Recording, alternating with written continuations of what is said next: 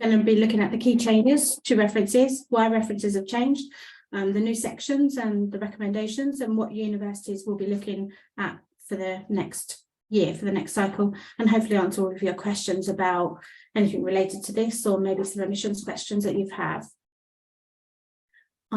So the reference changes are for the 2024 entry, and this change is designed to be fairer for the students for entry. So there's no longer an opportunity to write about students' potential and character, as this will be seen from the personal statement. The limit is staying the same, 4,000 characters, and that includes spaces and headings and 47 lines, but everything else about the structure of the reference is changing. So the fairer application process is in line with what the feedback that UCAS have had from everyone, from either teachers and universities on this. The reference does often overlap with their grades and personal statement. Well, now that won't need to be the same, so that means there will be no duplication and everything will be slightly different. It should save teachers time, which is really important because you know how busy it is for you guys. And it should make it easier for universities to access important information.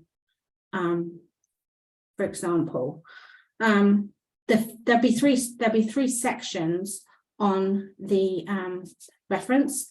The first section is enter a general. There'll be a general statement about the college is one, and then number two. So for number two, there will be a section about extenuating circumstances. So it's which we will go through a little bit what that might involve. And then the third section is supportive information specific to the applicant. So the idea behind this is that for every single student that you have, you will be filling in a general statement. But for many students, there will be nothing to put in the second or even the third section. So we're going through a little bit about what this looks like. Could I just check if you can all hear us and if you can see the screen as well, please? If you just raise your hand, if you can see and hear. Perfect, thank you. Sorry about the technical difficulties at the beginning. So if you go on to the next slide. Brilliant. So for this section, this is similar to what you may have put already in previous personal statement, references, where you have the general statement about the school or college. So this will cover things like the size, the performance of the school, what students typically study, where they're recruited from, predicted grades, which proportion of students do go on to study in higher education, and any relevant context about the student population. So this was the first section, and what's different is now you can save this as a template. So the whole idea behind the new changes to references is that it's meant to save your time as much as they can. So this means that you only really need to write this once, and it will be exactly the same depending on the student. So we've got an example here. There are also more examples on the UCAS website if you do want to have a look. But here, this is one that they've provided. So they've put that UCAS School and Sixth Form Centre is a large, comprehensive and inclusive academy. Typically, students take 3 A-levels or combine A-level study with a BTEC course. The EPQ and core maths qualifications are additional options open to all students. This is one of the poorest wards in the region. 40% of students qualify for pupil premium, and many are the first in their family to apply for university. Internal exams and assessments sat in year 13 are used to inform predicted grades. Students' end of term exam results in year 12 are used to base predicted grades for October deadline courses. So it's just an overview of the school and the area, and also specifically the exams, which are more relevant for students going on to higher education. So it doesn't need to be very long. It's only about a short paragraph covering those areas. So for section 2, The section is completely optional, so it might not be relevant to all the students applying, in which case you can put no information to enter, and that's expected. So there's no expectation that for every student there'll be something to put in this section too. But it is a place for you to describe the circumstances that have affected the students, anything that you think that the universities need to know about their academic performance, any measures that you put in place to support them, and maybe that in the future the university should put in place to continue supporting the student. And if it's already been shared with the students' examination boards or awarding bodies. So if everyone is already aware of these circumstances. So some examples that could be used for this is any difference between predicted grades and GCSE grades, any individual circumstances, just something to bear in mind. If you are sharing something that is personal, you need the student's consent for this, but obviously all the information will be confidential and it is used purely for the benefit of the applicant. It's also a section that if there are any limitations the student had in choosing subjects or course, especially if it's to do with their own circumstances, this is the place to put them there as well. But again, this may not be relevant for every applicant, and UCAS and universities don't expect it to be relevant.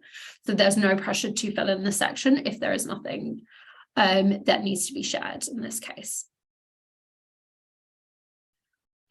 So here we've got, again, this is an example that UCAS have shared, and there are more available as well.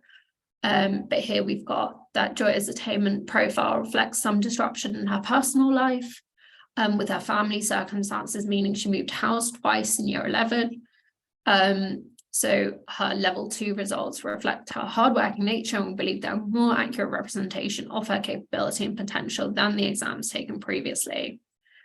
Life is becoming more stable, and this is reflected in an upturn in her work. She is now on track to return to her higher levels of attainment. So it's an opportunity, if you feel that there are more exams are more relevant to show a student's academic potential rather than the ones submitted, this is the chance to put them here if it's affected by any circumstances that the university should be aware of. So for section 3, this is the last section, and it's used as a transition as well from the old style of references to the newer style. Again, the section is optional, but it's the opportunity to share suitability of student for the course. So it's kind of most familiar to what references were like previously, but again, this emphasis on keeping it brief and sharing anything kind of exceptional that won't be covered in personal statement, for example. So the recommendation is to use very short factual sentences to add any information that universities should be aware of or need to know to support the student. So this could be if they've got relevant work experience, if they've got some exceptional extracurricular achievements, if the applicant is top of their class, or has scored very highly in a test, for example, and also if they do require work experience, if they've had any barriers to this that isn't covered in section 2.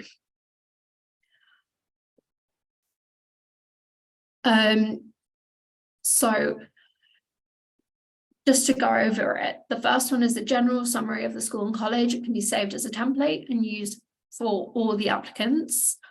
The second is extenuating circumstances about something that might have affected the student's study or any support that they need in place. And then the third is supportive information.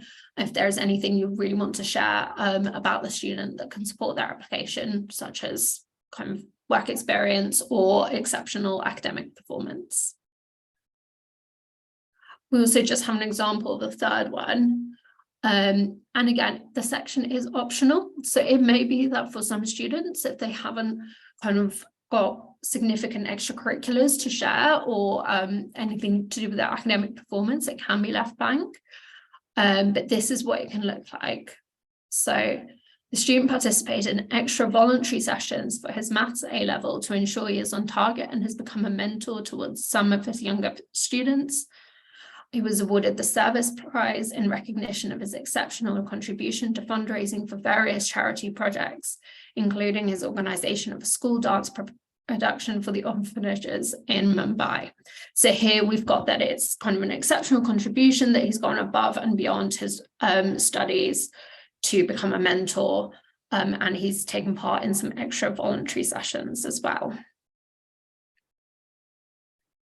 Do we have any questions? Any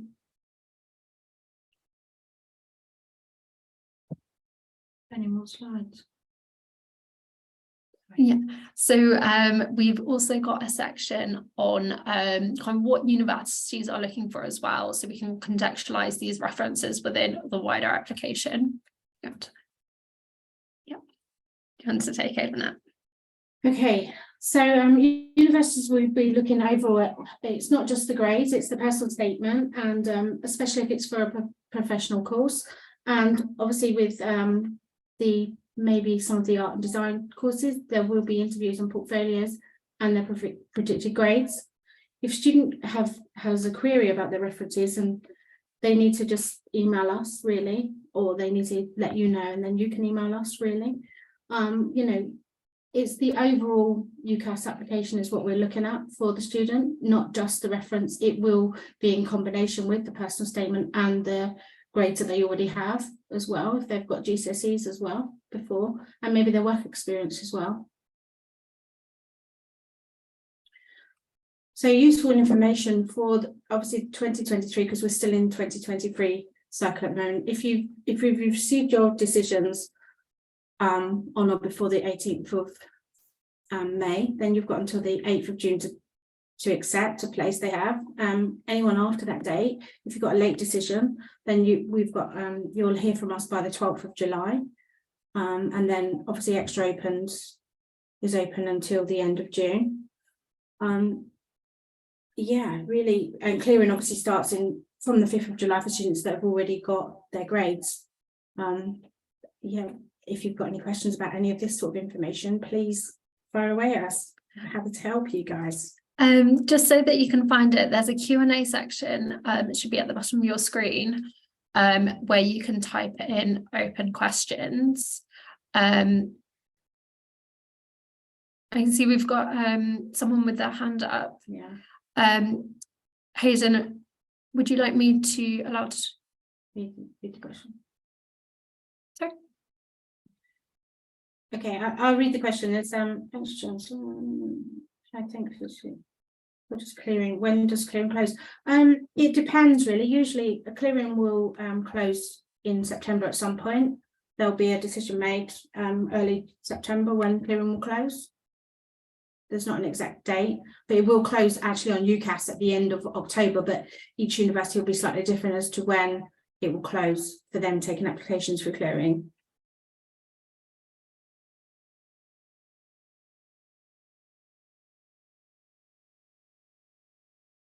Is there any more questions?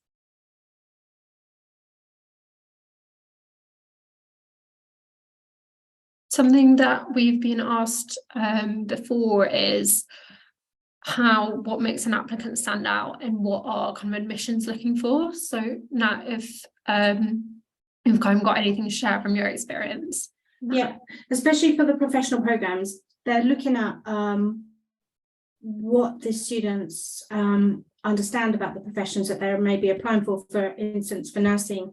They want to know that they understand what a nurse does. They know that they are not nurses, but that they're actually applying for a course that's what they want to do, and they understand the role of a nurse.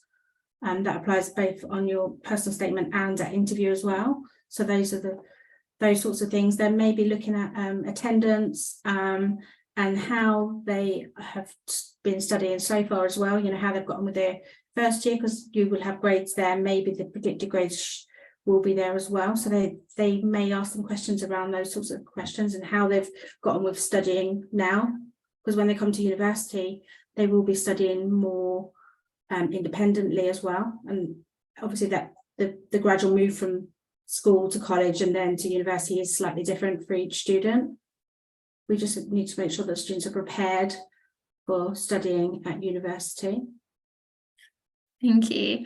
I can see we've also got a question about section 3 with would this mean we write more of a subject reference? So you can include information on subjects, but again, what is a little bit of a departure from the old way where you might comment on every subject. It's more that if there is something very relevant to share about the student's academic performance. So for example, in the paragraph, we saw that they were maybe applying, we would assume, for a math subject, and they were doing voluntary mentoring, and they'd worked really hard to achieve really well in their maths lessons and scored highly in some exams. That would be what you would include. So it doesn't need to be an overview of all the subjects, it's just sharing really relevant achievements.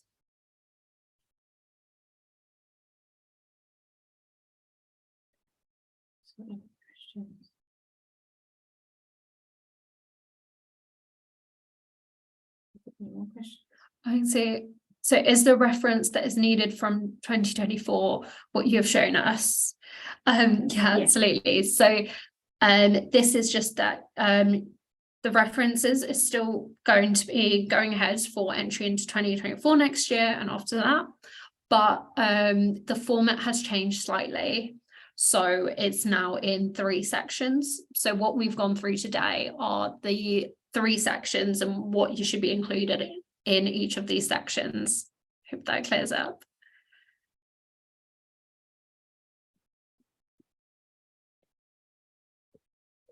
Yeah, and they will save you time, because in section 1 that somebody at your school or college will have access to put all the information about the school or college in that section, and that will filter through to all of the references then.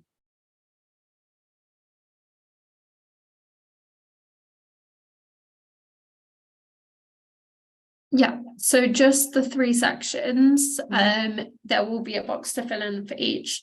As we said, the first one will be filled in as a template, so you can only need to do it once, and it's a general overview. For the second section, so exceptionals, extenuating circumstances, again, might not be relevant for all students. And then the third is more of a supportive statement.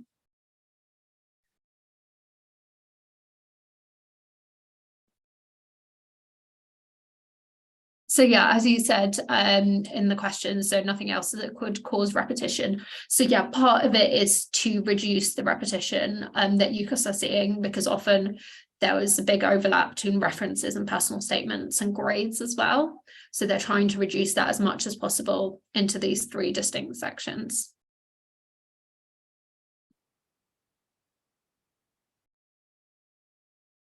No problem, Hayden. Do we have any other questions?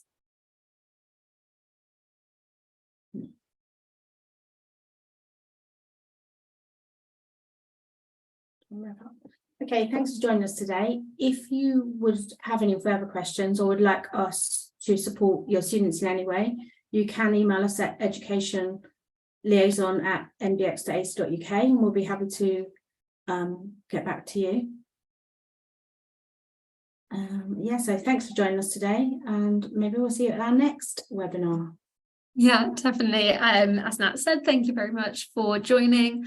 This will be part of our Lunchtime Learning series, so there will be some blogs as well on our website covering topics such as these, and we will also be doing some more webinars in future. Thank you very much for joining. Got a little bit of time left, so ending a little bit early today. Have a lovely rest of the day.